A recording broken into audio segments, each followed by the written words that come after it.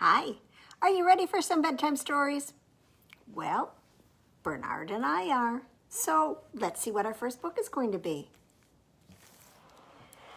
Because of the snow, I picked this one. We did have a little bit of snow today. This is called Croc and Turtle, Snow Fun. It's written by Mike Wohnoutka. It's a different name.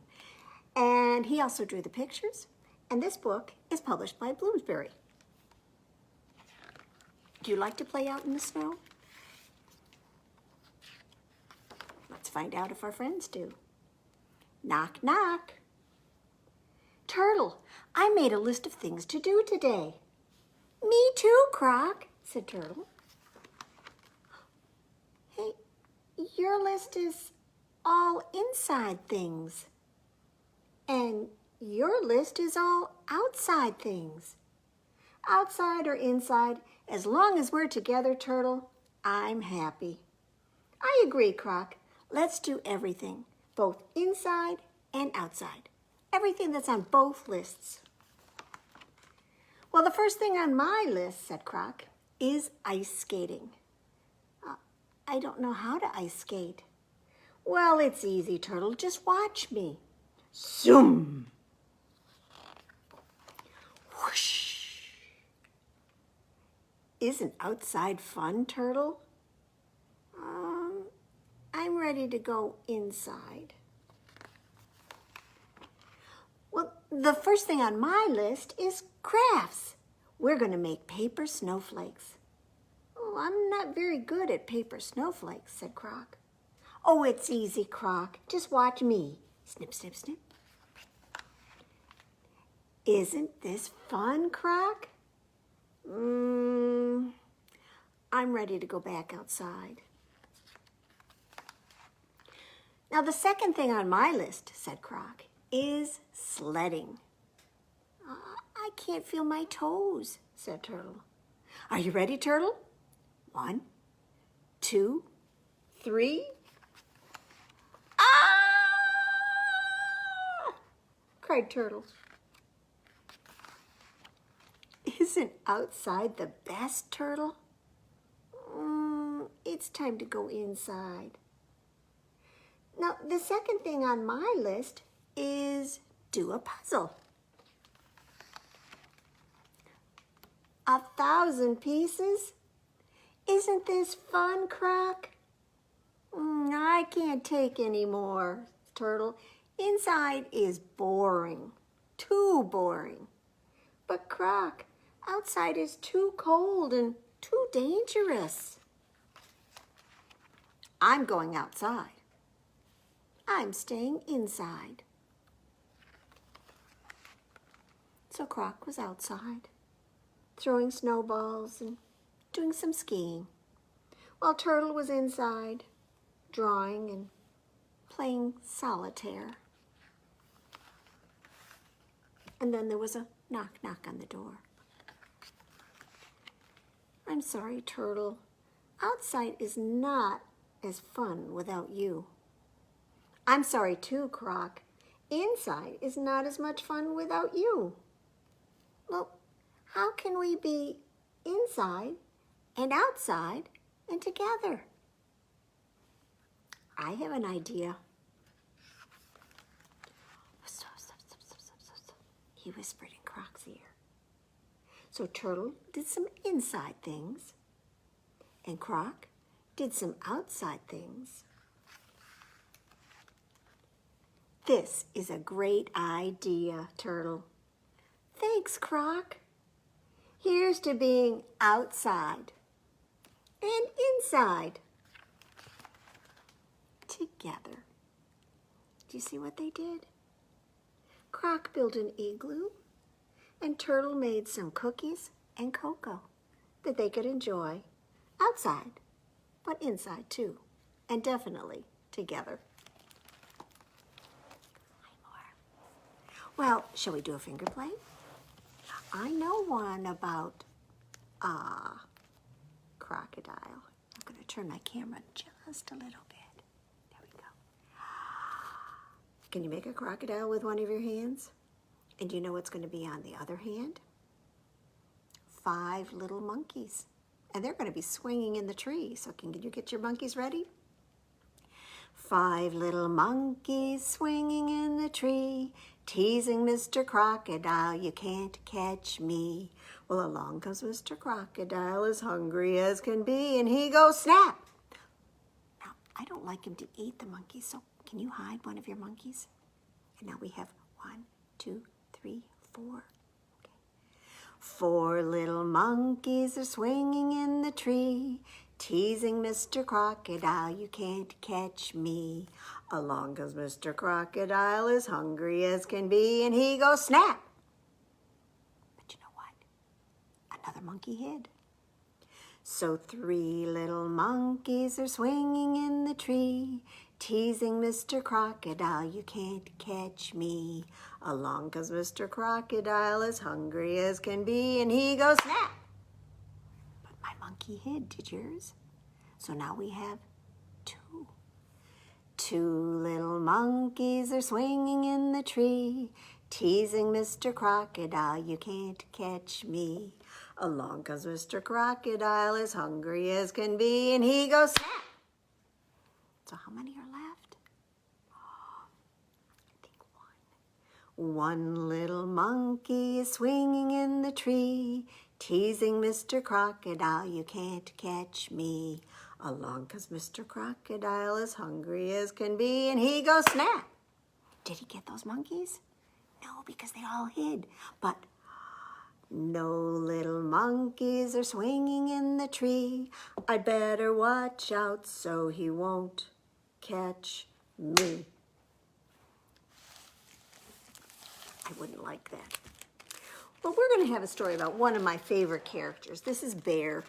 He's in a lot of the books written by Karma Wilson and illustrated by Jane Chapman. This one is called Bear Feels Sick, and it's published by Margaret K. McElderry Books. There's Bear going into his cave.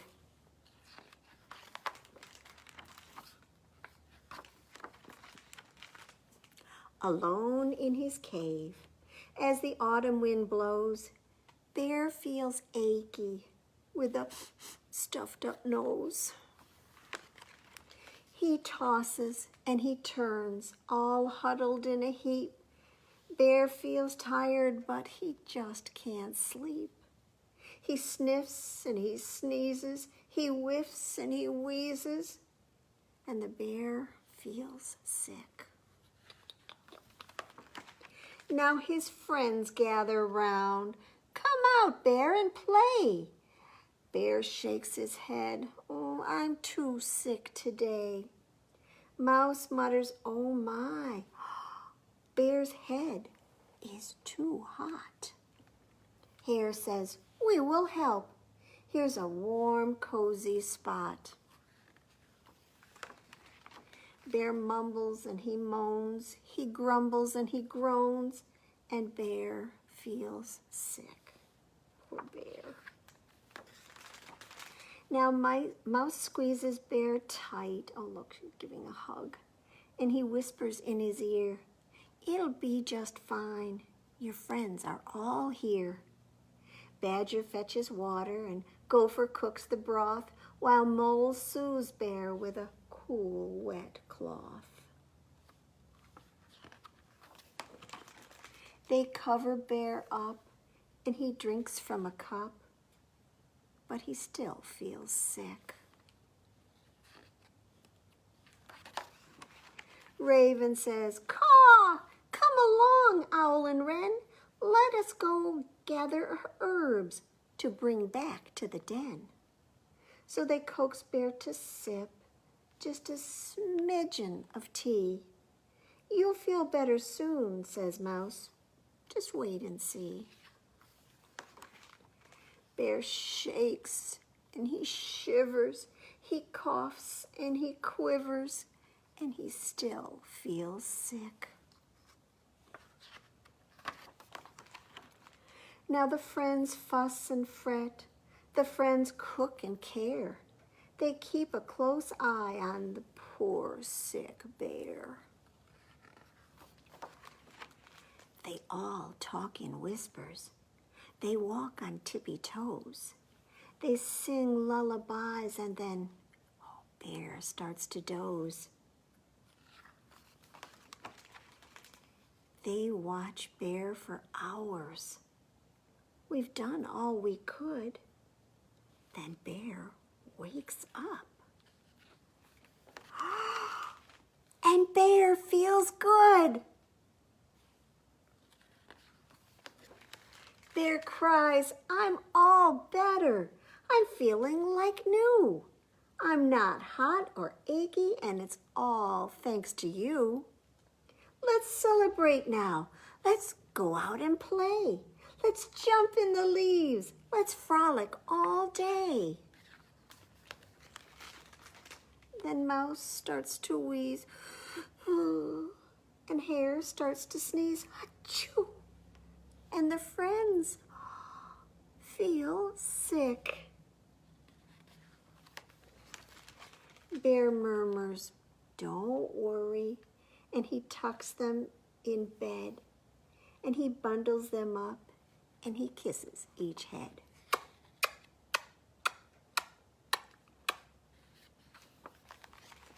He tells all his friends, "You'll soon feel like new. You took care of me, and now I'll take care of you." Because that's what friends do, don't they? Yeah. Well, can you sit up very tall and put your hand at your shoulder and pretend that it's a bear? And you know what you get to be? You get to be the mountain. And the bear is going to climb over you. Are you ready? The bear went over the mountain. The bear went over the mountain. The bear went over the mountain to see what he could see. To see what he could see. To see what he could see. And you know what he saw? Bear back up there. The other side of the mountain, the other side of the mountain, the other side of the mountain is all that he could see. Well, our next story is called The Doghouse by another one of my favorite authors, Jan Thomas. She writes the stories and she does the illustrations, and this is published by Harcourt. See the doghouse? I wonder what Mouse is so upset about. Only one way to find out. Oh no! Bump, bump, bump. The ball went into the doghouse. Who will get it out? Crack! Oh, there's some lightning. Oh, Cow will, said Mouse. Cow is big. Cow is brave. Cow is strong. Moo, said Cow. So Cow goes into the doghouse. But Cow does not come out. Now Cow and the ball are in the doghouse. Who will get them out? Pig will, said Mouse. Pig is smart. Pig is wise. Pig is stinky. Stinky, said Pig. So Pig goes into the doghouse. I am not stinky. But Pig does not come out. Quack, quack, said Duck to Mouse. Now Cow and Pig and the ball are in the doghouse.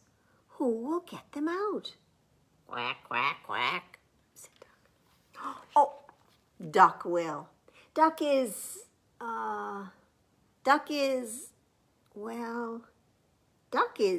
noisy. Quack, quack, quack, quack, quack, quack, quack, quack, quack, quack, quack, quack, quack. So, Duck goes into the doghouse. Quack, quack, quack. But Duck does not come out. Can't you come out, Duck? Said Mouse. What do you think that is? No, because I am having duck for dinner, said Dog. That's why Mouse was afraid. Duck for dinner?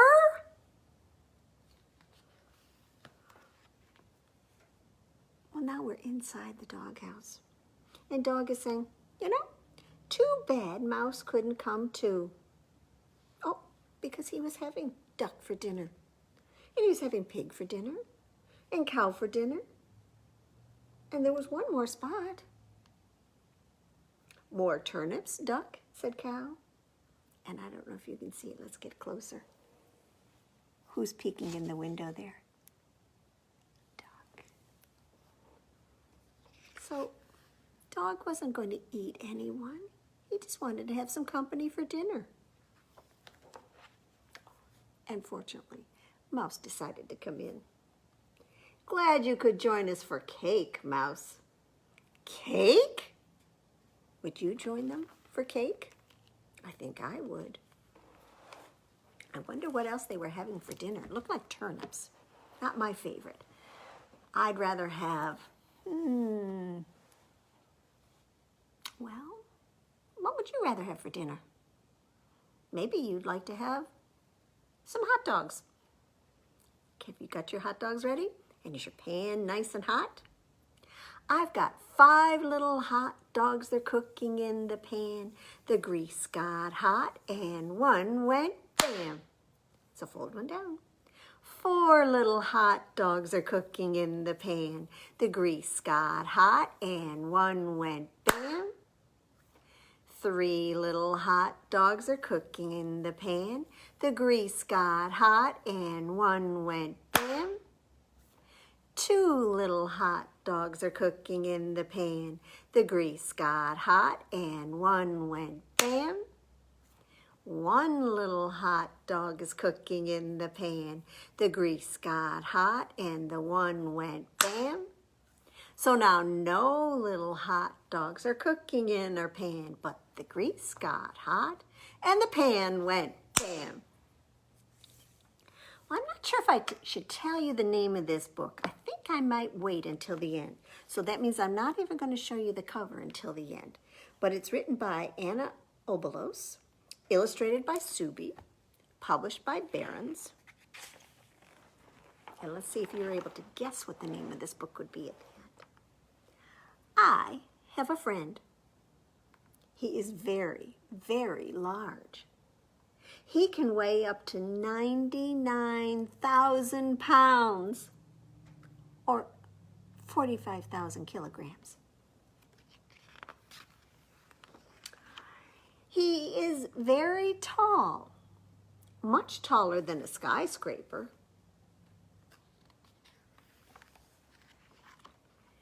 He has a really long tail, but it isn't a slide. He eats lots and lots of grass. He eats more than 20 cows put together. He doesn't eat the cows, just the grass. And if you had to make clothes for him, you would need a lot of cloth and thread. And it takes my grandmother a whole winter to knit him a good scarf. He is closer to the stars and the moon than we are, and he is lucky enough to have his head above the clouds.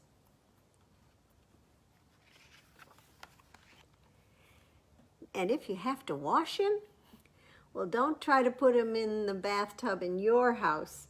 He won't fit. You'll have to build a special bath for him outside. Looks like they're using a swimming pool. And if his head itches, you'll find it difficult to help him unless you have a ladder as high as the fireman's.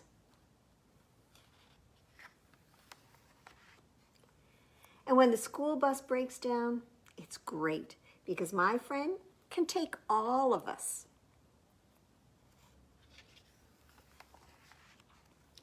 He won't fit into my house or even any of my friends' houses. He's too big. And it's also very hard to find a chair that's the right size for him.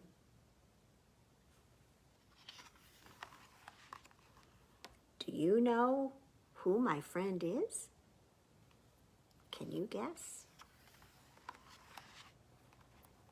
The Brachiosaurus that sleeps with me every night. Good night. See, he's got a toy Brachiosaurus. I think he was doing a lot of pretending, but there's some information about the Brachiosaurus. His nose was on the top of his head, and it had a very small curved head. It had a very long neck, and it looked like a modern-day giraffe's neck. Its back was curved like that of giraffes, and it could reach 52 feet high and 83 feet long, and it could weigh up to 80 tons. That's a lot.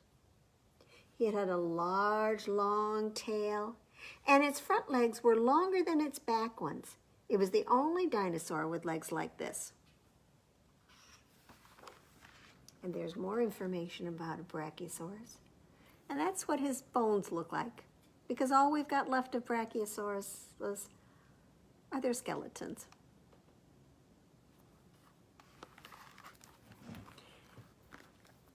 This author, Anna Obiols, has done several books about other dinosaurs. I know there's a T-Rex one, and I think there's a Stegosaurus one. So if you like this, you might want to come and check them out at the library. Well, can you shake, shake, shake your sillies out? Shake, shake, shake your sillies out. Shake, shake, shake your sillies out and wiggle your waggles away. And can you clap, clap, clap your crazies out? Clap, clap, clap your crazies out. Clap, clap, clap your crazies out and wiggle your waggles away. Can you stretch, stretch, stretch your stretchies out? Stretch, stretch, stretch your stretchies out. Stretch, stretch, stretch your stretchies out and wiggle your waggles away. If you're there watching, can you stand up? Because it's time to jump. Okay.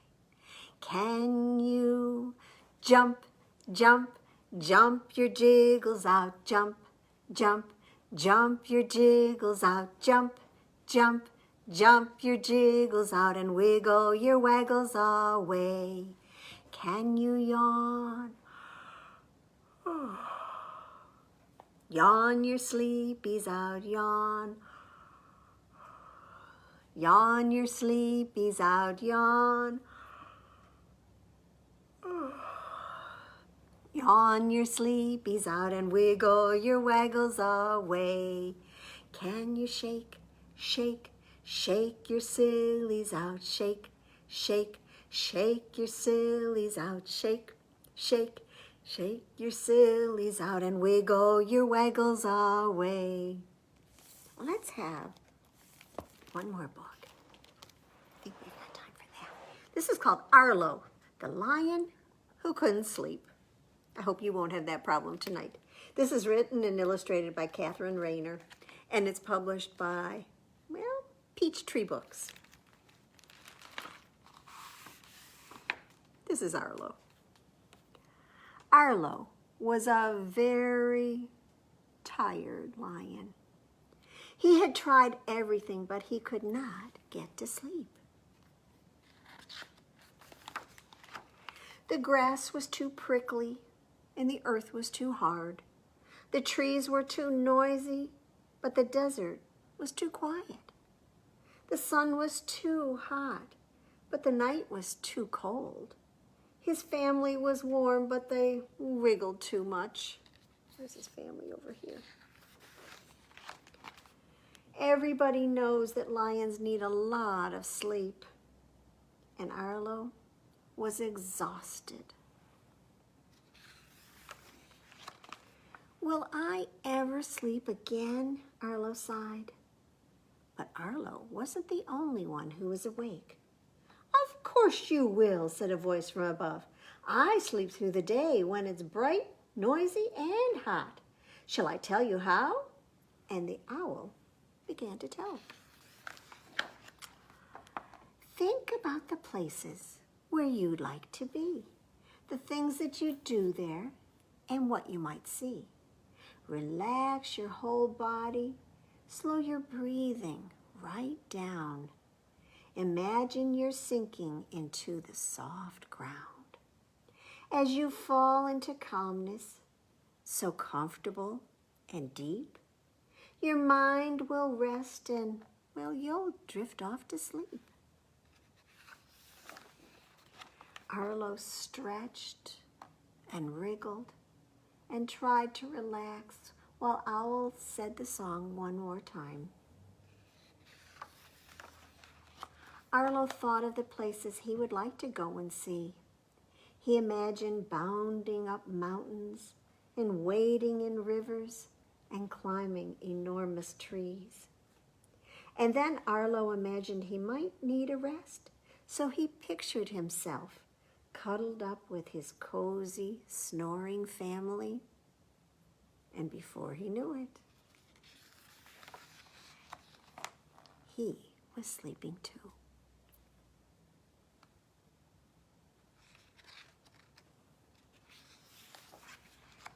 Arlo woke up feeling the sun on his coat. He had been asleep for hours, and he felt happy, fresh, and full of energy. He couldn't wait to tell Owl. "Little Owl," roared Arlo, "I slept! Hooray!" "Well done," came a tired voice from above. "But now you've woken me up."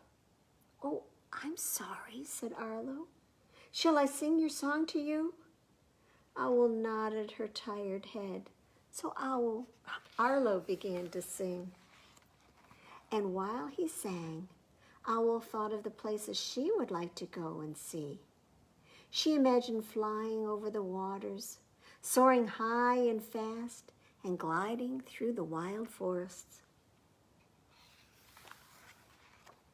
And before she knew it, Owl felt starlight on her feathers. Why, she had slept through the day and felt wonderful and rested. "Hooray!" Owl and Arlo cheered. "We're pleased you've slept, but now you've woken us all up," said the grumpy pride. And they grumbled together. "Sorry," said Arlo. "But we know what to do," hooted Owl and Arlo. Owl and Arlo sang together. Think about the places where you'd like to be, the things that you do there and what you might see. Relax your whole body. Slow your breathing right down. Imagine you're sinking into the ground. As you fall into calmness so comfortable and deep, your mind will rest and you'll drift off to sleep.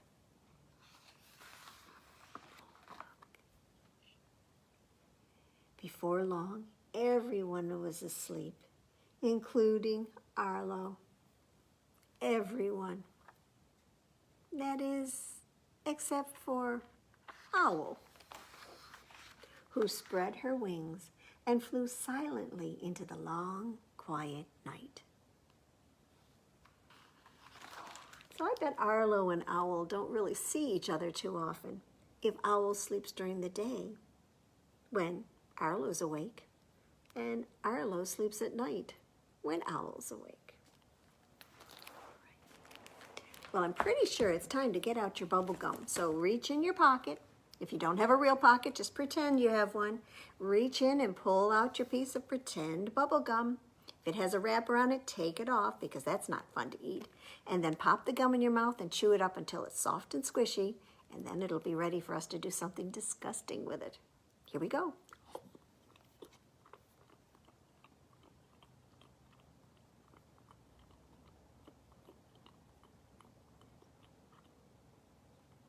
Okay, I think it's ready. So put your hand out. This is the disgusting part.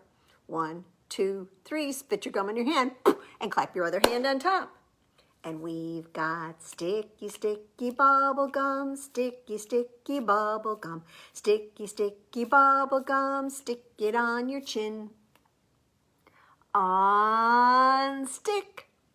Sticky, sticky bubble gum, sticky, sticky bubble gum, sticky, sticky bubble gum, stick it on your back. On stick. Sticky, sticky bubble gum, sticky, sticky bubble gum, sticky, sticky bubble gum, stick it on your nose. On stick. Sticky, sticky bubble gum, sticky, sticky bubble gum, sticky, sticky bubble gum, stick it on your arm. On stick. Sticky, sticky bubble gum, sticky, sticky bubble gum, sticky, sticky bubble gum, stick it on your cheek. On stick. Sticky, sticky bubble gum, sticky, sticky bubble gum, sticky, sticky bubble gum, stick it on mom or dad. On stick. Sticky, sticky bubble gum, sticky, sticky bubble gum, sticky, sticky bubble gum, stick it on your toe. On stick. Sticky, sticky bubble gum, sticky, sticky bubble gum, sticky, sticky bubble gum. Time to throw it in the trash. And let's get ready for a flannel board story, which I'm sure is one you know. It's a circle story. See if we can get this all up there. All right. And it's about a mouse. Now, if you give a mouse a cookie, well, he'll want a glass of milk to go with it. And when you give him the milk, he'll probably ask you for a straw.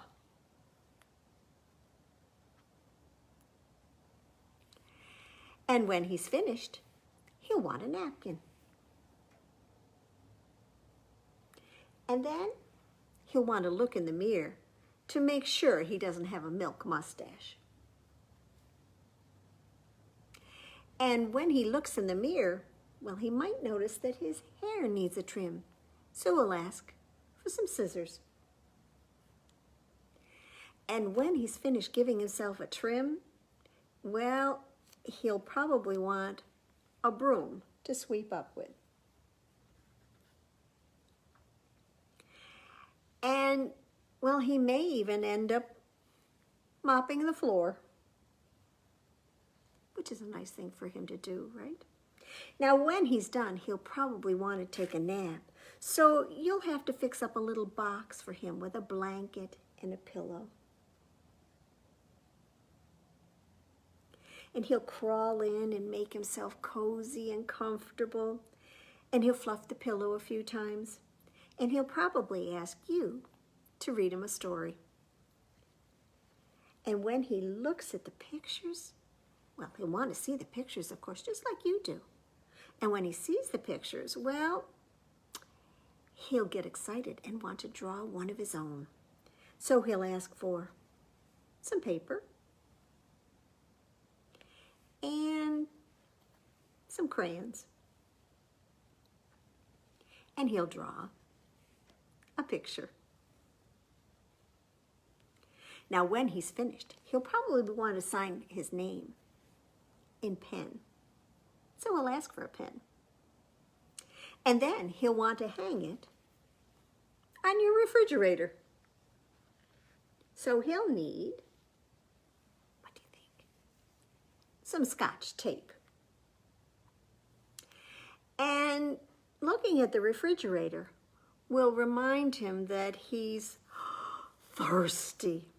So he'll ask for a glass of milk. And you know, chances are, if he asks for a glass of milk, he's going to want a cookie to go with it. And this is what we call a circle story. because we go right back to the mouse and his cookie. Well, wiggle your fingers and wiggle your toes. Wiggle your shoulders and how about your nose? Can you wiggle your elbows and slap your knees? And stretch your arms out and get ready, please, for our last story, our Sandra Boynton story. Tonight we're going to have Dinosaurs. I'm going to get a little closer so you can see the pictures. This is written and illustrated by Sandra Boynton and published by Workman Publishing. Okay. Now, when the sun has gone down and the blue stars appear, then the dinosaurs know that their bedtime is near. So they all clean their teeth and their sweet faces too. And then they wriggle and stretch, just like dinosaurs do. Their pajamas are cozy, and they all put them on. And then they yawn, and they yawn, and they yawn, and they yawn. Now they all settle down in a dinosaur heap, and they all close their eyes, and they all fall asleep. And soon they are dreaming, our dinosaur friends. And I'm afraid this is when all the snoring begins. Can you help me by making a snoring sound?